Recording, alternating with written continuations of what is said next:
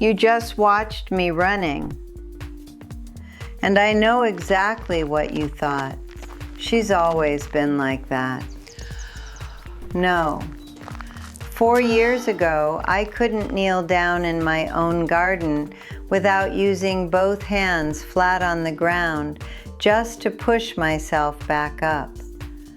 4 years ago, I had a confirmed osteoporosis diagnosis, 35 pounds of extra weight, blood pressure my doctor called a problem we need to address immediately, and a kind of exhaustion that sleep never fixed. The kind of tired that lives in your bones and follows you everywhere and never really leaves.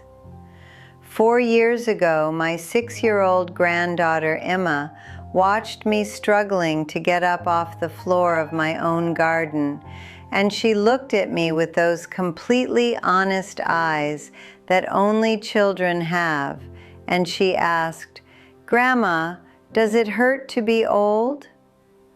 I told her, "No, sweetheart, I'm fine." I smiled. I got myself up. And then I went inside, walked to the bathroom, closed the door, sat down on the edge of the tub, and cried. Not a little. The kind of crying that comes from somewhere deep and has been waiting a long time to come out. Because it did hurt. Not physically, not in that moment.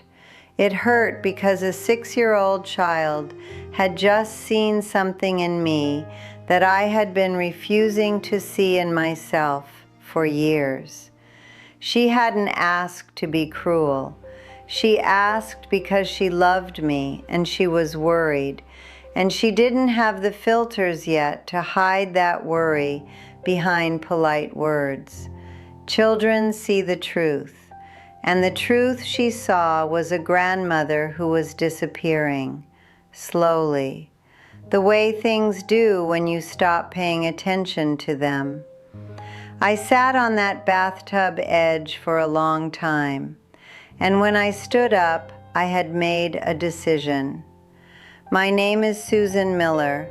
I am 68 years old. I live in Boulder, Colorado with my husband Tom, who I have been married to for 44 years. We have 3 adult children and 4 grandchildren who are, without question, the greatest thing that has ever happened to me. I am a retired registered nurse. I spent 31 years working in intensive care units.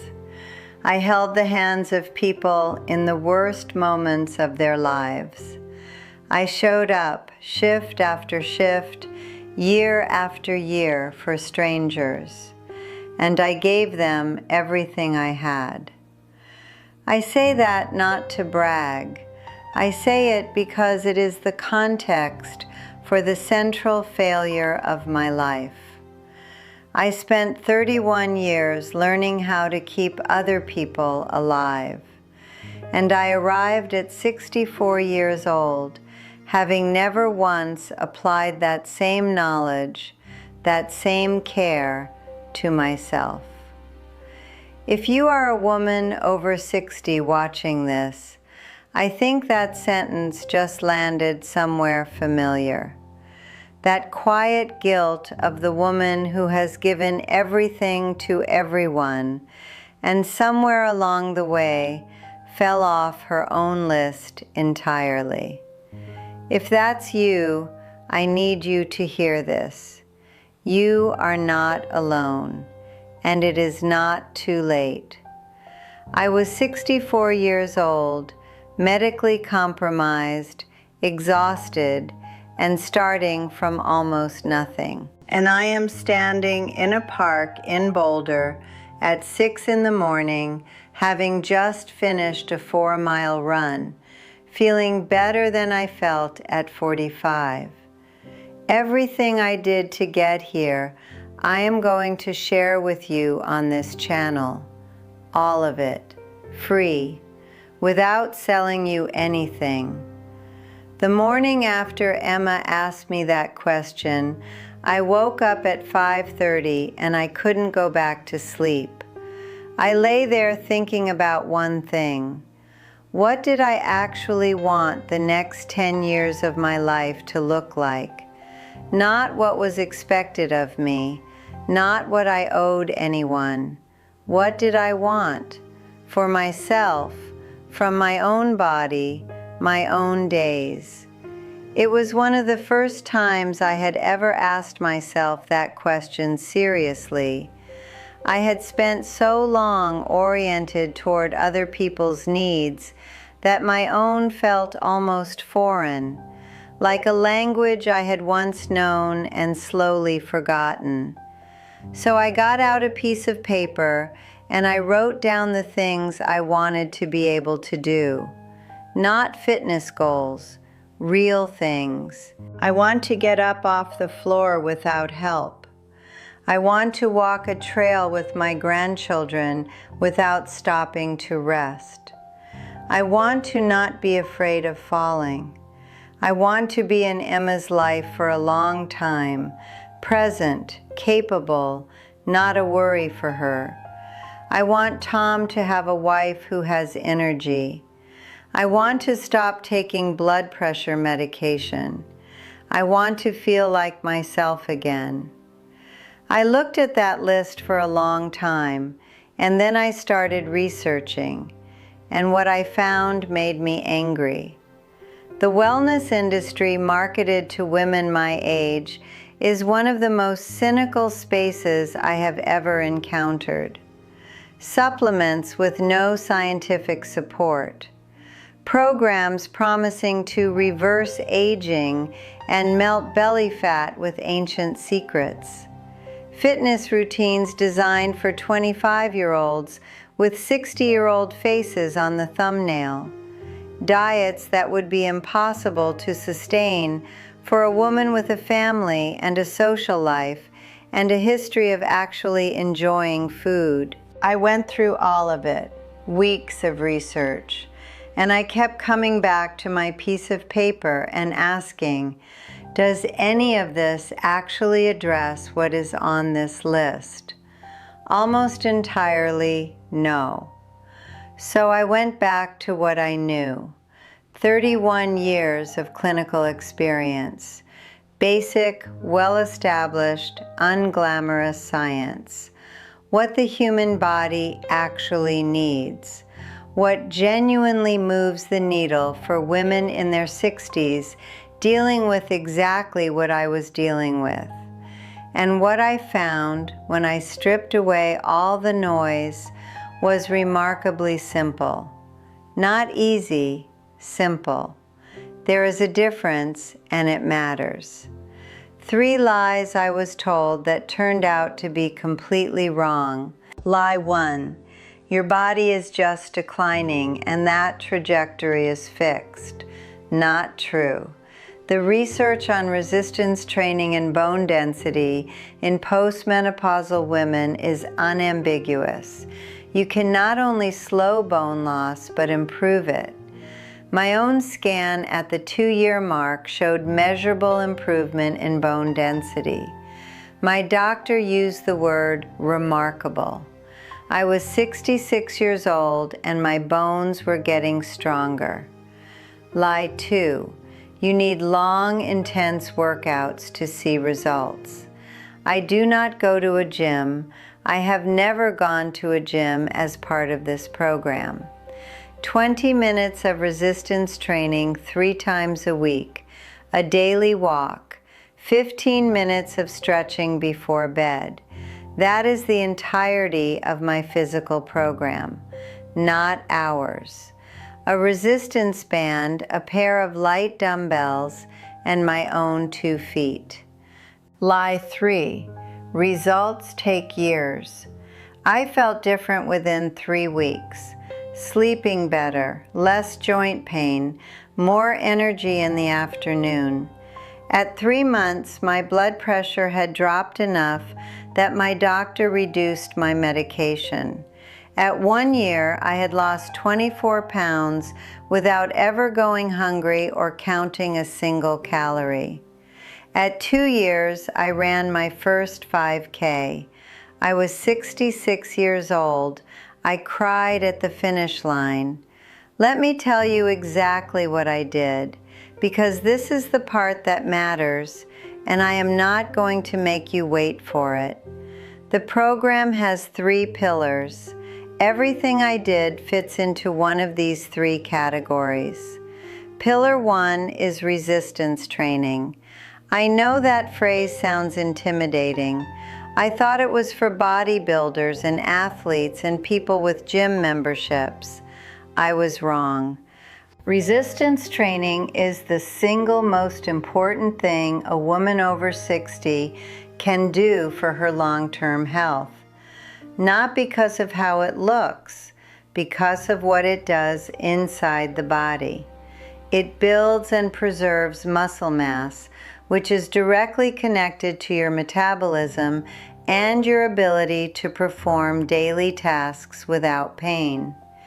It improves bone density by putting controlled stress on the bones, stimulating them to maintain and rebuild.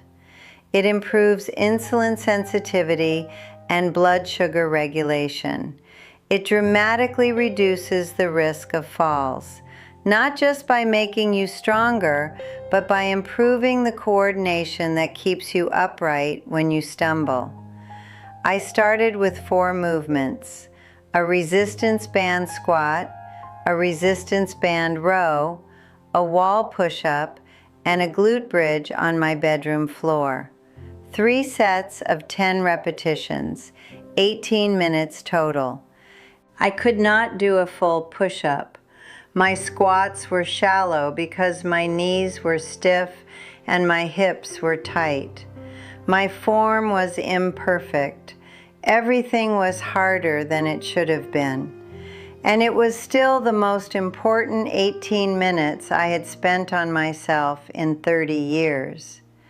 I did those 4 movements 3 times a week: Monday, Wednesday, Friday, non-negotiable. Because one of the things I learned in 31 years of nursing is that consistency is the only thing that actually works. Not intensity, not perfection, consistency. Within 6 weeks, I was doing full push-ups. I remember the first time I stood up and said out loud to my empty bedroom, "Susan Miller, you just did a push-up." And I laughed, by myself, because it felt genuinely extraordinary. Pillar 2 is walking, every morning, without exception, 30 to 45 minutes, outside whenever possible. I walk in bolder weather that would have made my younger self stay in bed without question. Because I have learned that weather is not actually the obstacle I thought it was. Resistance is the obstacle, and resistance dissolves with habit. I walk outside because the research on natural light and circadian rhythm is real, and because movement in natural environments reduces cortisol in ways that matter for bone health and weight management. But honestly, beyond the science, I walk outside because it makes me feel like a person, not a patient, not a caregiver, just a person moving through a beautiful morning. That matters more than I can explain. And I want to say something that nobody in the fitness world ever says. Walking is enough. For a woman starting where I started, 30 minutes of walking per day is genuinely transformative on its own. You do not need to run. You do not need anything else in the beginning. Walk every day. Let it become the anchor of your morning. Everything else builds from there. Pillar 3 is food. I am not going to give you a diet. I am opposed to diets. I have watched patients destroy their relationship with food following one restrictive protocol after another, losing and regaining weight in cycles that left them worse off than when they started.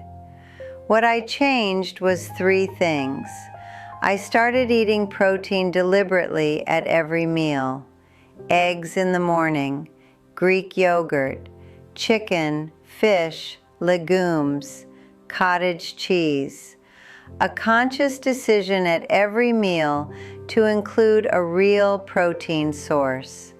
No tracking app, no weighing food, just intention. I reduced hidden sugar, not dessert. I still eat dessert, but the sweetened yogurt I thought was healthy, the granola with more sugar than a candy bar, the fruit juice every morning. Swapping those out made a measurable difference in my energy and blood sugar within weeks. I added more vegetables, 2 to 3 additional servings per day. Leafy greens, cruciferous vegetables, boring advice, genuinely effective. That is the whole program. Resistance training, walking. 3 simple changes to food, nothing else. 18 months after Emma asked her question, she came back to visit. We went into the garden together. I knelt down, planted a dozen tulip bulbs, and stood back up. Smoothly, without hesitation, without needing anything to hold on to. She watched me. Then she said, "Grandma, you're strong now." Not, "You look different." Strong. I thought about the bathroom floor, about the crying, about the question she had asked that sent me there. This is why. This exact moment. That is the whole reason. I want to talk to you directly now, not as a content creator, as a woman who has been exactly where you may be sitting right now, talking to another woman about something real. If you are watching this, there is a reason. You searched for something, or something led you here, because some part of you is looking for a way through, a way back, some version of permission to start. I want to give you that permission. You are allowed to want more for yourself. You are allowed to decide at 63 or 67 or 72 that the version of aging you are heading toward is not the only version available. You are allowed to put yourself on your own list. I know how foreign that feels, specifically for women of our generation who equated selflessness with virtue so completely that prioritizing their own health felt almost selfish. I felt all of that. But here is what I know now. Taking care of yourself is the most generous thing you can do for the people who love you. A woman who is strong and healthy and present is infinitely more capable of love and contribution than a woman who is depleted and running on empty. You cannot pour from an empty cup. I had said that to patients 100 times. I had never once applied it to myself. I also want to be honest about the hard days, because they existed. Mornings in the first month when the alarm went off and everything in me wanted to stay in bed. Workouts where I was frustrated by how weak I felt. Moments of real discouragement when I looked in the mirror and couldn't see any change. Those days did not disappear entirely. They still come occasionally. The difference is that I now have enough evidence in my body, in my blood work, in Emma's voice calling me strong, to meet those days with something I didn't have at 64, earned faith. The kind that comes from having done the thing you didn't think you could do repeatedly until the doubt simply cannot find a foothold anymore. That is what I want to give you on this channel. Not just exercises and nutrition information, though all of that is here, and it is all free, and it is based in real science. I want to give you evidence, proof that women your age, with your history, with your diagnoses and your tired joints and your complicated relationship with your own body, are doing this, are getting stronger, are surprising their doctors, are kneeling in their gardens and standing back up without help. In the next video, I am going to show you day 1. The 4 movements I did in my bedroom the first week, modified for every fitness level. We will do them together on camera, 18 minutes. And when it is over, you will have done something genuinely important. After that, we will talk about walking, about food, and about the mental side of this, which is where most programs fail women my age, because the internal obstacles are harder than the physical ones. The voice that says you are too far gone, the guilt of spending time on yourself, the grief of looking at where your body is now and mourning what it used to be. Those deserve to be addressed with the same seriousness as any exercise program. These videos will be short. Your time has value. I will tell you what you need to know, show you what you need to see, and send you back to your life with something useful. Subscribe. Leave a comment below and tell me one specific thing you want to be able to do that your body is currently stopping you from doing. That is your reason. And your reason is the most important thing you have when the alarm goes off in the dark and everything in you wants to stay warm and still. Share this with a woman you know who needs to hear it. She is out there. She is probably someone you love. My name is Susan Miller. I spent 31 years keeping other people alive. At 64, I finally started living. Let's do this together.